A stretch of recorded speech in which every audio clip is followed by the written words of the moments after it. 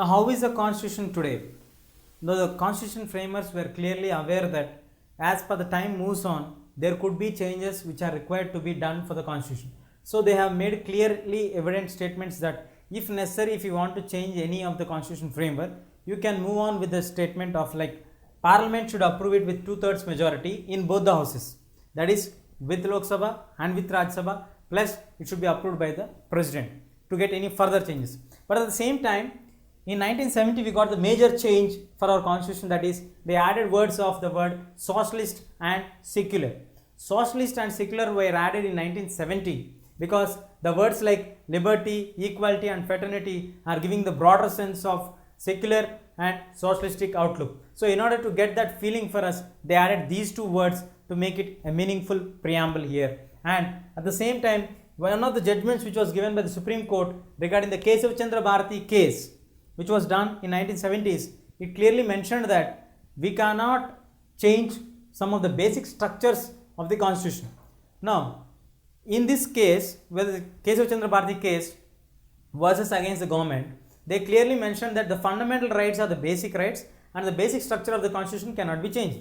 But there are some issues or some doubts expressed by many of them, like what is the meaning of the word basic structure of the constitution mean? The basic structure of the constitution has some of the clarifications given by the constitutional experts is that we have the form of the government. The form of the government cannot be changed by anybody even if that gets the approval of the parliament.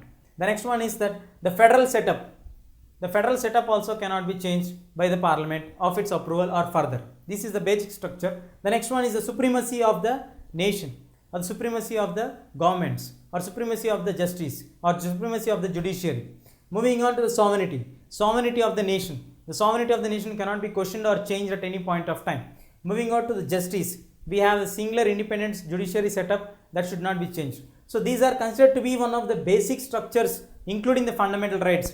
These all are considered as a basic structure because of all these things living or existing in the constitution only, we are able to provide or ensure a welfare state to all the Indians. This is why it is considered as a basic structure of the constitution, and at any point of time, even after 50 years or even after 100 years also, we can't change the basic structure of the constitution according to the judgment given by the Supreme Court regarding the Kesav Chandra Bharati case in 1974.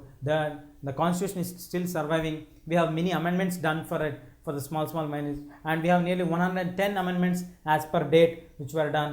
So amendments are done for the constitution to upgrade it to the necessary requirements, because the constitution was framed 60 years ago. In order to meet the requirements of the present generation, some minor arrangements were made, but the basic structure is as the same, but the other things we can amend it with the approval of the parliament. So the constitution is a living concept or a living document which is getting upgraded year by year. That's all we have for the constitution of India today.